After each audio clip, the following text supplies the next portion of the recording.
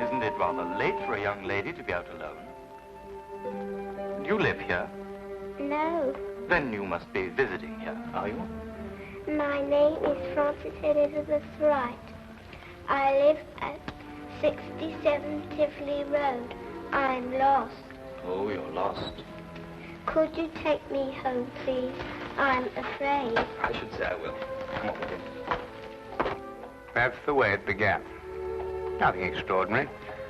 For in a large city like London, a lost child is such a common occurrence that many a far-seeing bobby arms himself with a bag of chocolates in addition to his nightstick.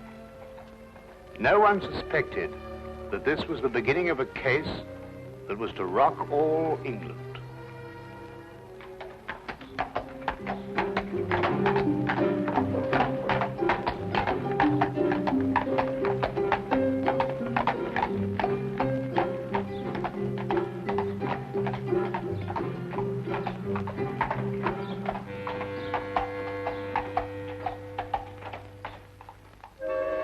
All right, if you insist. I know this man isn't going to do us any good. But what's the use of talking to you?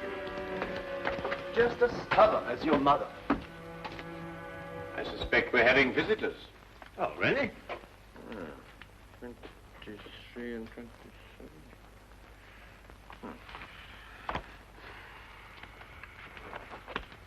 Come along, Nebuchadnezzar. I don't think you're quite dressed to receive attractive young ladies. There, in you go.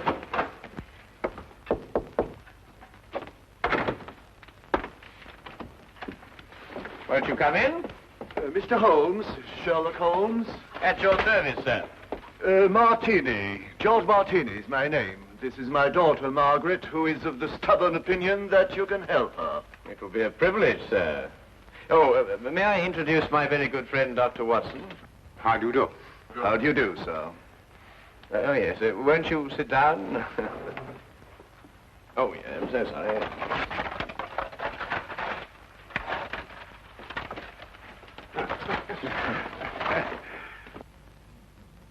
How can I be of any assistance to you?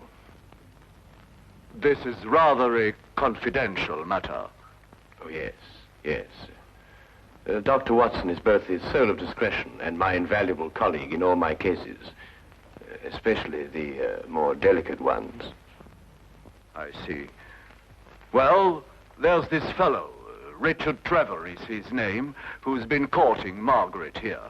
A sly one, if I ever saw one. I could tell by the shape of his ears, and the fact that he belonged to that upstart Shield and Castle club. There was nothing wrong with his ears. They were beautiful, both of them. Nevertheless, he gave her the impression that he was going to see me last night and ask for her hand in marriage. Instead, the scoundrel sent me some fantastic note about being detained and then never appeared at all. I want you to find out what happened to him. What did Mr. Trevor say in his note? That he would be detained because he had run into a little girl who was lost and was taking her home. Have you made any inquiries at his home? Yes, with Father, of course.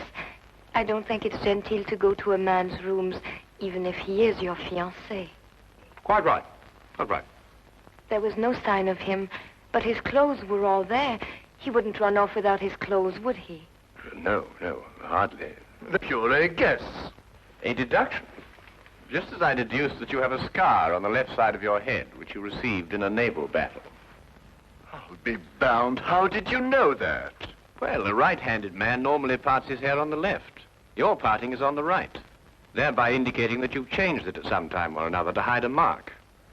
As to how you got it, that's obvious to me by the fact that you carry on your watch chain the insignia of His Majesty's ship Assault, which everyone remembers distinguished herself heroically off the coast of Africa. Well done, Holmes. I declare, well done.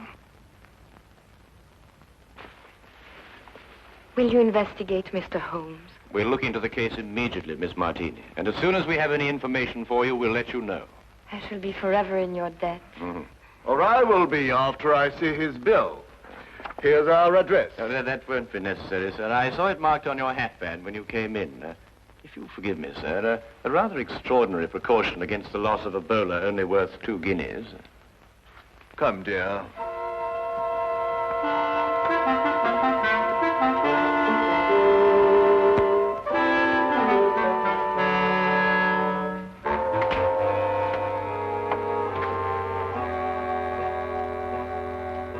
Not long after moving in with Sherlock Holmes, I had come to the conclusion that his mind was as organized as his housekeeping was not.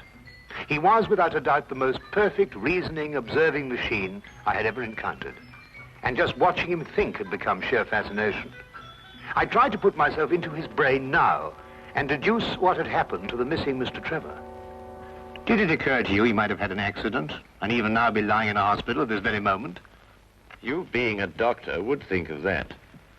But if that were the case, surely the hospital would have informed someone by now. Maybe he skipped off and left her then. There's no guarantee he won't come back for his clothes or have them sent on to him. I'd grant that if he hadn't sent that note. A man deserting a girl isn't likely to send a note at all. And if he did, he couldn't conceive, as Mr. Martini put it, of such a fantastic one. The case is more than complex, Watson. And when we solve it, we shall also know what became of the others. What others? Oh, Watson, would you pass me my tobacco pouch? Well, where is it? It's in the toe of the Persian slipper, under your chair. All right. There you are. Oh. Thank you, Watson. Now, what others? Well, it's come to my attention during the past 2 weeks that 7 men have disappeared, totally evaporated from the face of London. They had no reason to run away, every reason to stay. Trevor fits perfectly into this fabric. You mean then that there's more in this than just the disappearance of that young lady's fiancé? Unless you accept 8 consecutive coincidences. Could you accompany me this afternoon? Where? To the last place where Trevor must have been before he met the little girl. But you don't even know where that was. I'd say it was the upstart Shield and Castle Club. Why there?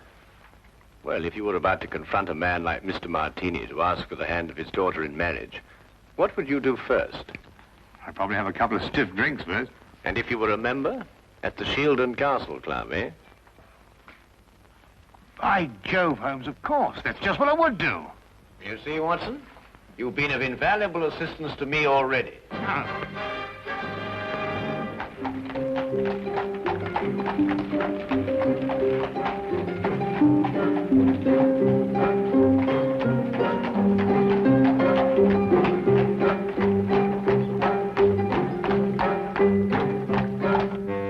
But you must tell us if he was here last night. He's missing. We're trying to find him.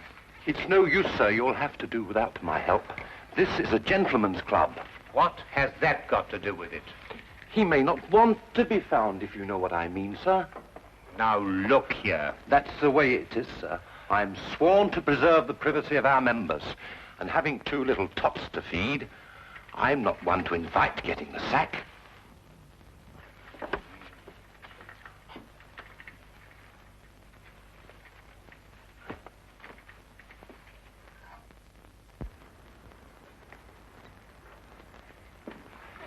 I say, where have you been? This is meant to be your case, you know, and I've been doing all the investigating. Yeah, do you know that Trevor was here last night? How do you know? Well, to my utter amazement, one of my keys fitted the door to the office.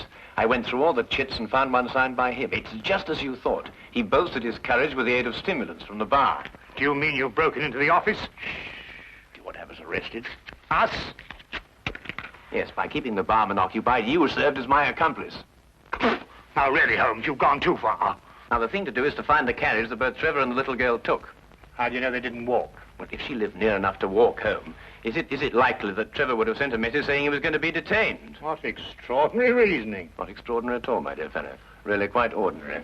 Oh, what on earth do you think you're doing, mate?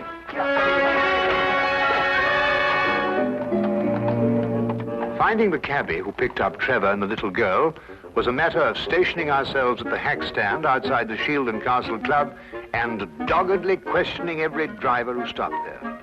One finally remembered the pair, but owing to brisk business that night, could not be at all sure where he set them down. The address he brought us to was a guess, and from the looks of it, a very bad one.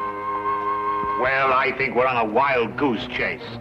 Doesn't look as if anyone lived here for a long time. Do you realize these papers are at least a week old? Well, then the cabbie made a mistake. He's brought us to the wrong address.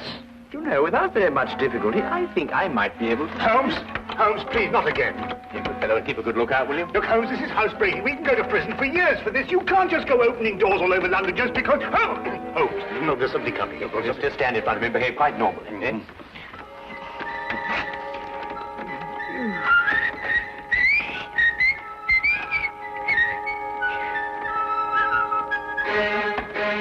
What's the normal behavior for housebreaking? You coming? Look here, Holmes, a doctor doesn't do this sort of thing. I'm sure it's unethical. You can't expect me to...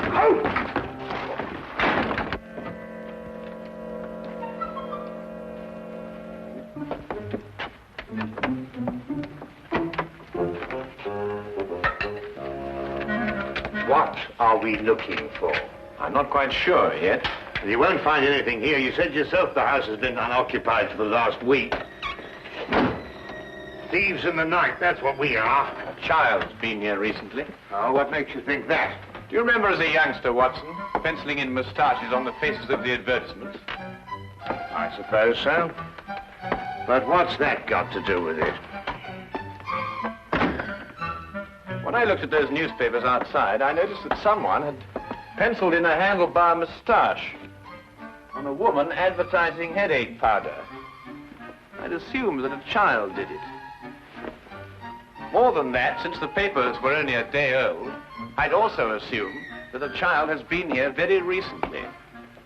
Why should the child bring Trevor here to an unoccupied house? That, Watson, is the core of our problem. Excuse me a minute. Huh? Oh.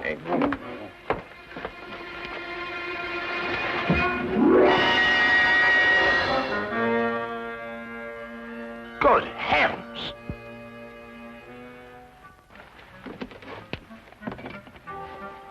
Trevor? Fairly safe assumption, Watson. Yes. And from the pallor of his skin, I'd say he'd recently been given an overdose of strychnine. I'd also deduce that he's the 8th victim of a very strange murderer.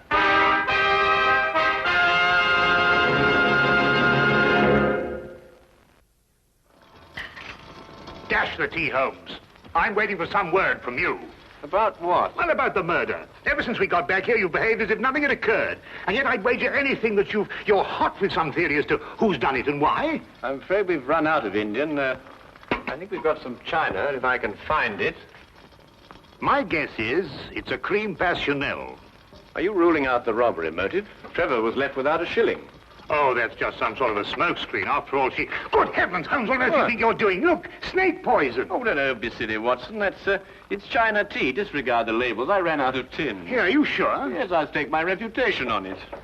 You'll get to see who that is. Rather late for a caller. Good evening, Dr. Watson. Hello, Sergeant. Ah, hello, Wilkins. Good evening, Mr. Holmes, sir. I've got a message for you, sir, from Inspector Lestrade. A welcome addition to the day. A message from the good inspector. We've found another corpse, sir. It was in an empty house in Hammersmith this time. The facts are still the same. Robbery and strychnine poisoning. Oh, is he one of the 7 who disappeared lately? Yes, sir. How did you know? Well, I suspect that the other 6 will end up in unoccupied houses before very long. I think you'd better carry out a search in every unoccupied house in London. But this is July, sir. And everybody's away on holiday. The number of empty houses must be hundreds. Well, it's that, or wait until September when everyone comes back and finds his own corpse. It'll be a very unfortunate situation for the good inspector. To say the least, sir. I'd better give the inspector your advice, sir. Yes, you must let us know what he says. That might be rather embarrassing. Good night, Mr. Holmes. Good night, Doctor. Good night. You know, Holmes, you were right. Trevor's disappearance was linked with the other 7. But what kind of fiend can be at the bottom of it? Well, we'll know more about it when we return from Brighton. Brighton? Yes, unless you'd rather not pursue this any further. There's a 6:10 train leaving in the morning. 6:08. Why Brighton? Because that's where R.J. Cookson lives. The place is R.J. Cookson. He's the man who owns the house in which Trevor was killed. How on earth did you find that out? Oh, no, never mind. It is tea, isn't it? Yes. Oh, I thought it was.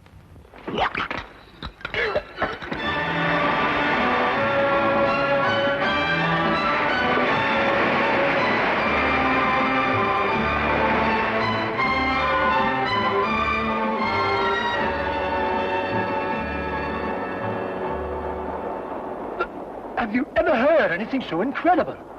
A corpse in my fireplace. And a stranger at that. Rather inconsiderate of someone, I must say. Why, when the police brought the news last night, I thought someone was pulling my leg. My fireplace. Really, I ask you. I'd say because the murderer knew you'd be away, knew that the house would be unoccupied, and that you wouldn't come back at an embarrassing moment.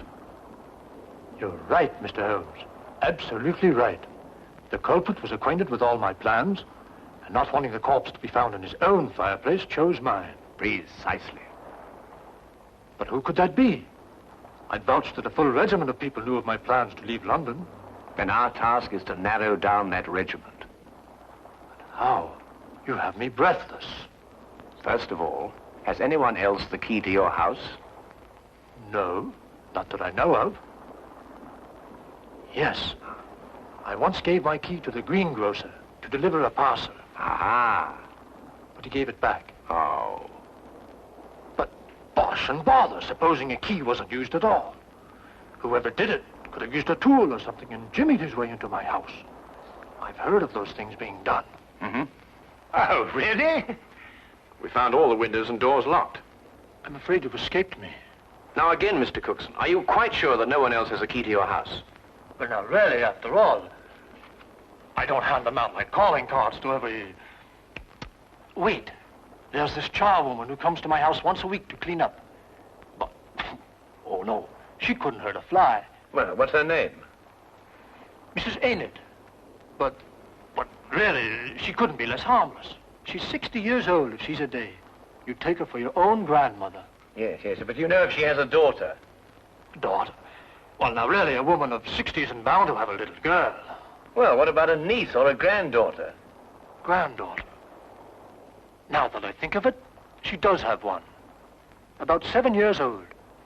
She recently came to live with her. Where does Mrs. Enid live? I have her address for... If you please. Sorry. Right here in my trousers. Do you really think it could be the old woman? Well, a charwoman has the ability to go anywhere in London. Ah, yes. Wait. 322 Radcliffe Way. 322 Radcliffe Way. To look at her, you'd never think she could hurt a fly. You'd take her for your own grandmother. Poison murders? No. Impossible, Mr. Holmes, impossible. Oh. Grandma, must we play the game tonight? Of course. Don't you like playing it? I don't like staying on the street alone. It'll only be for a little while. You'll find someone to bring you back, and Grandma'll have company again. What happened to the last company we had? Oh, he went home after a while. But come on, let's say it. Where do you live? At 67 Tivoli Road. No, that was the last place. Your address is now 120 Claridge Street. I forgot. All right. Now, come on. Let's say it again. Where do you live? 120 Claridge Street. And again? 120. What do you think, Holmes? Well, we'll know definitely in an hour's time. Come on.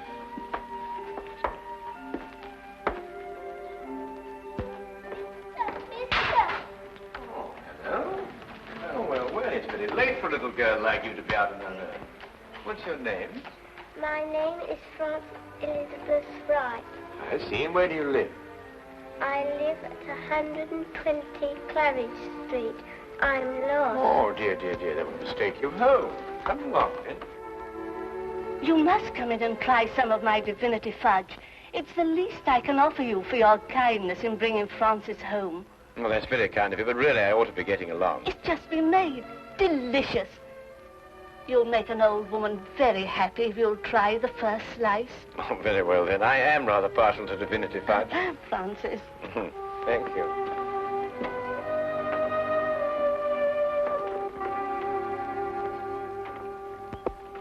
Now, come and sit right here at the table. Thank you.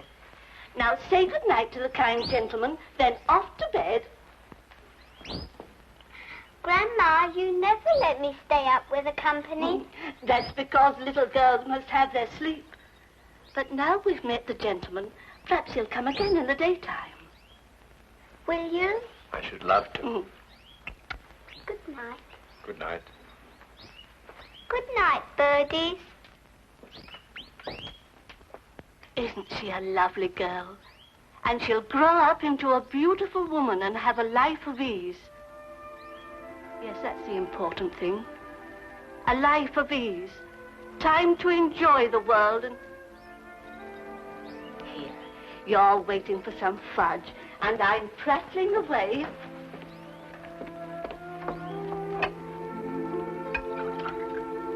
Here it is. And a glass of cold milk to go with it.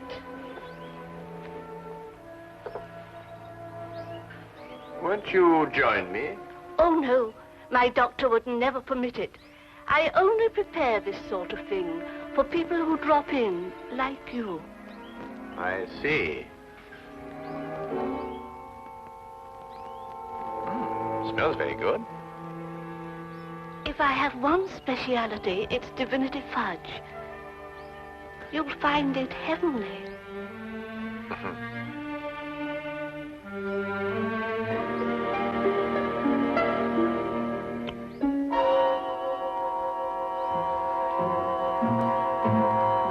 What's the matter? Nothing. I just wanted to give the birds a bit first. Don't. Birds don't eat fudge. Oh, yes, they do. They love it. Come on, old chap. Have a... No, you can't. Who are you?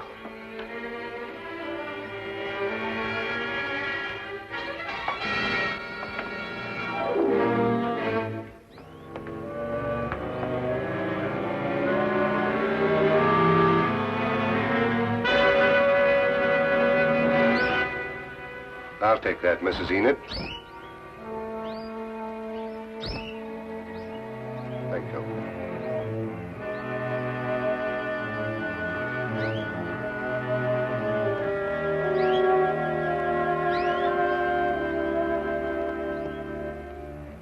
I needed money for the child. That's why I did it.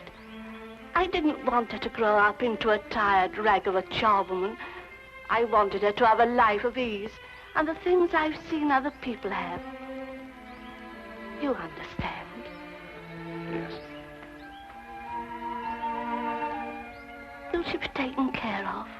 You need worry, Mrs. Enid.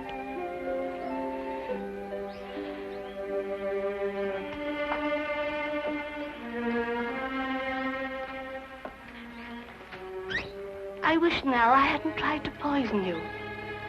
You might have visited us again as you promised, and we'd have been such good friends.